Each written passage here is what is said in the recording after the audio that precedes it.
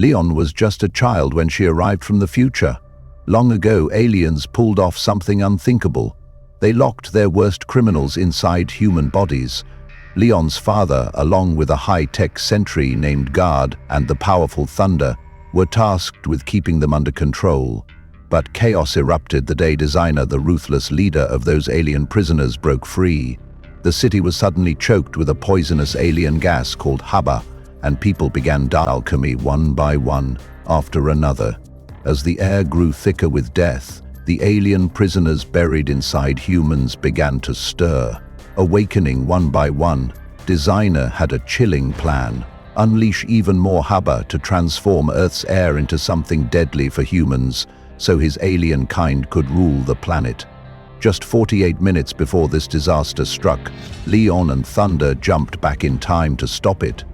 But disaster struck again. They argued, and her father was killed in the chaos. Guard was badly damaged, and Thunder completely shut down. To return to the future and search for Thunder, Leon desperately needed a sacred artifact, the Divine Sword. Meanwhile, Designer wasn't finished. He discovered a lone boy hiding in the woods, and seized control of him. A whole decade had passed when the legendary Divine Sword suddenly resurfaced. Word spread like wildfire, and soon a bizarre crew, an eerie monk, 2 immortals from Samgak Mountain, and even alien prisoners were all chasing it. But Leon got to it first. And vanished.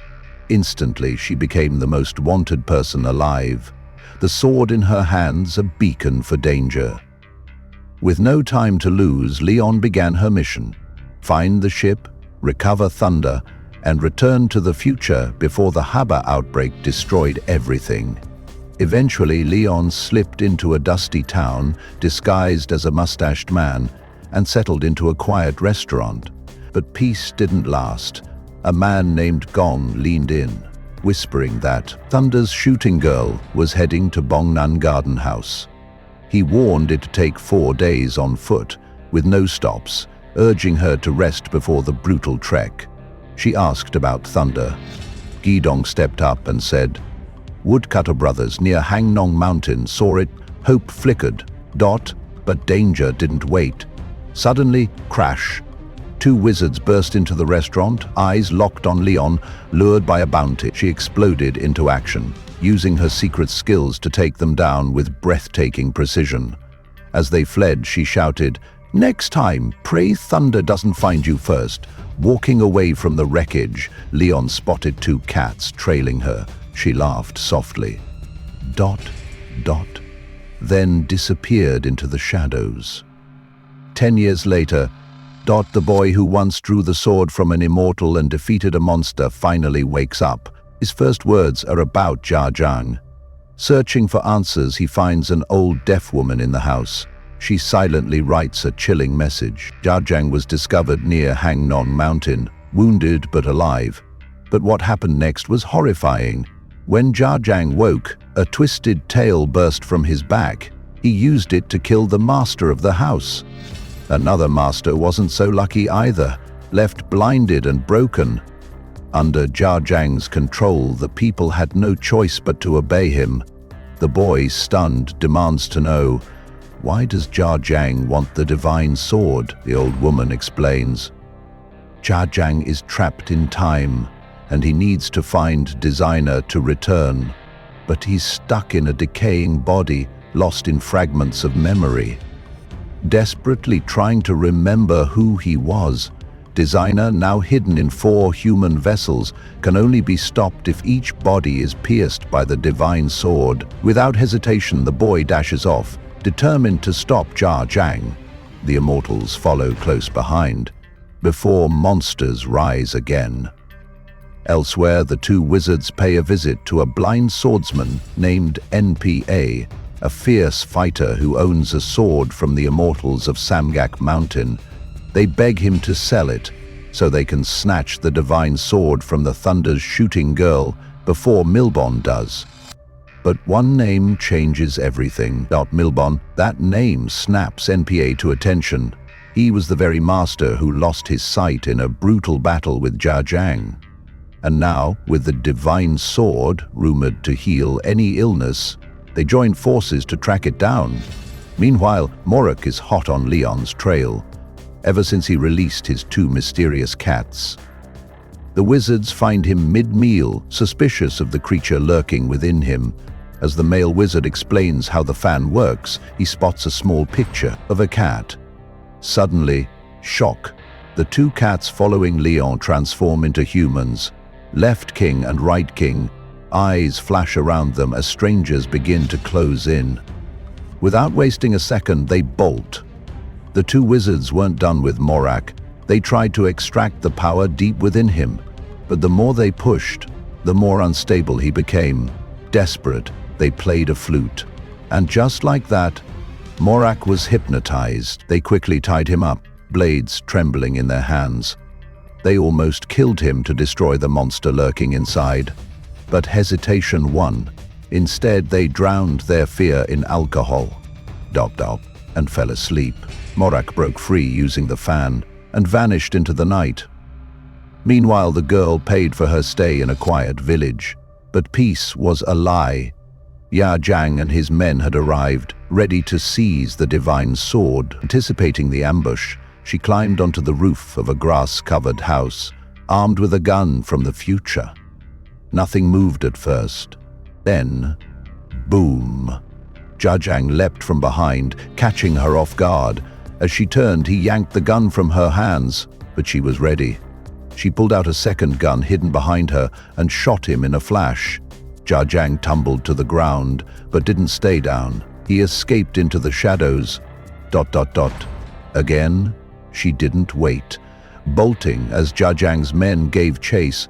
But out of nowhere, NPA appeared like a ghost from legend. With brutal grace, he cut them all down. As the girl tried to flee, NPA grabbed her, murmuring, "I saw a man disappear into the light long ago." He held a sword like this, but before they could speak more, snatch! A hand reached from thin air and stole the sword.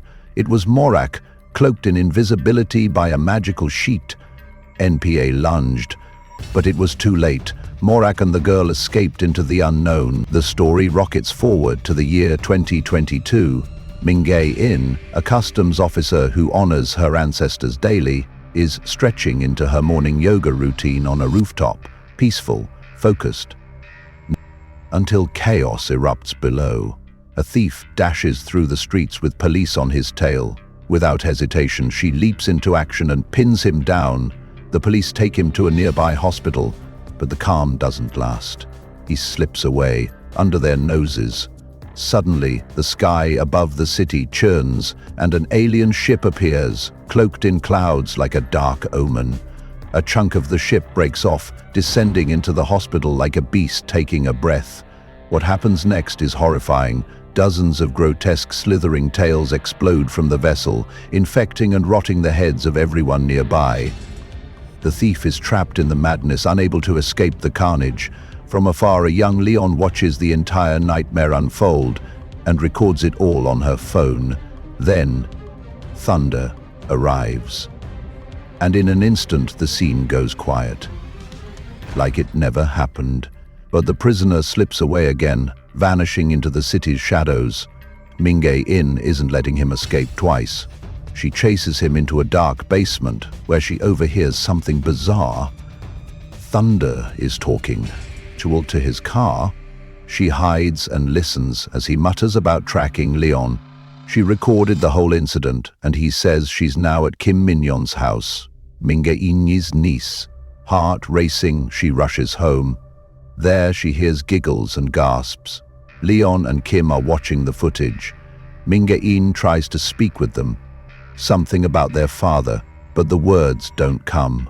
Instead, she stands in the doorway for a moment, then quietly leaves them to sleep. Later that night, Mingay In sat alone, eyes fixed on the footage from Leon's phone, and the confusion in her heart only deepened. Unable to shake the feeling that something was horribly wrong, she headed out with another officer to search for the escaped prisoner. But the city had other plans. Suddenly, red smoke spread through the streets like wildfire, choking out life wherever it touched. People collapsed instantly, one after another. Strangely, only those who had been at the hospitals survived. The smoke didn't cross that invisible line, and after a while it stopped spreading. Back home, Mingei In and her niece sat frozen, watching the news replay footage of the few remaining survivors. A chill ran through Mingei In. This was the moment her ancestors warned her about. Without hesitation, she retrieved the sacred weapon passed down through her family line. Fueled by purpose, she stormed to the government offices to explain why the hospital survivors were spared. But the officials scoffed at her and waved her off like a fool. She was thrown out before she could say another word. That's when the phone rang. It was Leon's dad, asking if Leon could stay with them for a few days. Mingei In agreed without a second thought, knowing Mignon would be thrilled, but inside, her suspicions were growing. Something big was about to unfold. She took the weapon in hand and left with her partner, determined to uncover the truth. As they walked through the streets, an eerie ambulance crept by, then stopped outside a row of houses.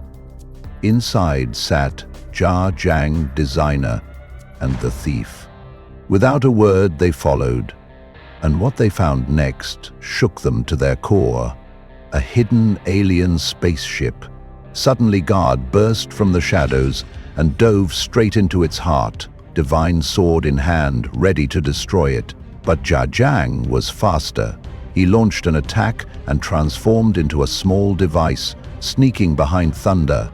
In a blink, he morphed back into human form, and with Designer by his side, they gave chase. As chaos exploded around them, Guard, Thunder, and Leon opened a swirling time portal and vanished into it. Behind them, alien creatures tore free from the ship, and battle erupted. That's how Leon returned to the past, dragging the weight of truth behind her, and revealed everything to Morag.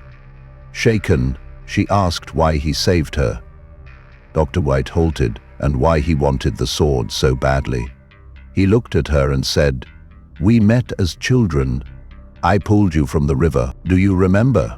She did, and they embraced. But then he added, "Designer is inside me. I have to be stabbed with the sword. It's the only way to end this." Leon's heart broke. Tears streamed down her face as she begged him not to do it, because she cared for him. Then, slowly, she took the sword and walked away. Jiang and his army finally tracked down the hidden ship, and with ice-cold authority, he ordered them to bring me Guyong. Elsewhere, Morag was quietly enjoying dinner with the right and left kings when disturbing news reached them. The girl was being hunted. Without hesitation, they rushed out and found her asleep on a rooftop, unaware of the danger closing in. Morag gently woke her and whispered, "I know where Thunder is." He led her to a strange, forgotten place, its walls covered in paintings, and at the center stood the machine she'd been searching for. Thunder. But something was wrong. His energy core had been drained. She couldn't wake him up. Outside, the two kings, still trying to understand their past, saw something shocking. Older versions of themselves approaching from across the field. Panic hit them instantly. They took off running and ended up at Gong's house. But they weren't alone for long. The army stormed in and seized Gong before he could speak a word. Chaos followed. Left King lunged to protect Right King, but was stabbed in the process as his body began to fade from existence. Thunder's system flickered to life, then powered down again. Something was still holding him back. At the same time, Jia Jiang uncovered a dark truth. A decade ago, one of Hunam's students was banished because he had been possessed by a monstrous spirit, controlled by a fan. Leon arrived at the river, her heart pounding. That's when she heard the news. The iron car had been taken to Bonnan Garden House last night by a group of masked strangers. That night, the two immortals slipped into the garden house to search for Morag. But something felt wrong. The place was empty, cold, and quiet, like no one had been there in years. When they lit the fire torches, the shadows revealed something horrifying. All of Jia Jiang's people were lying dead across the floor. In one dark corner, NPA sat motionless. He lifted his head and said he found them already dead and that a monster was nearby. Leon soon arrived, searching desperately for what had been stolen from her. Not long after, Morak and the Right King joined her. Together they ran up the stairs, only to find Geyang brutally stabbed and bleeding out. Gong was there too, breath shallow, eyes fading. He looked at the Right King and revealed the chilling truth. Jiang is searching for you, and you came from the machine Leon was chasing 10 years ago. With that, Qidong exhaled his last breath and collapsed. In another room, Leon found it, her iron car, hidden but untouched. Suddenly, NPA looked to the sky. Ya Zheng was floating upward like a phantom. That meant only one thing: the alien had left him and was now hunting Morak. In a flash, the alien appeared and drove the sword straight through Right King's heart, killing him instantly. It then turned its sights to Leon, still desperate to claim the divine sword. Everyone leapt into battle. The alien tore through them with monstrous power. Then it faced Morak. Without warning, it plunged the sword into his chest. Desperate to tear Designer from his body, Leon screamed and rushed to him. She grabbed the blade, yanking it out with every ounce of strength, slicing open her hands as blood ran down her arms. Just then, Morak's mind cracked open and memories flooded in. 10 years ago, in the woods, Designer had tried to crawl into his body, but Thunder stepped in, hurling Designer off a cliff.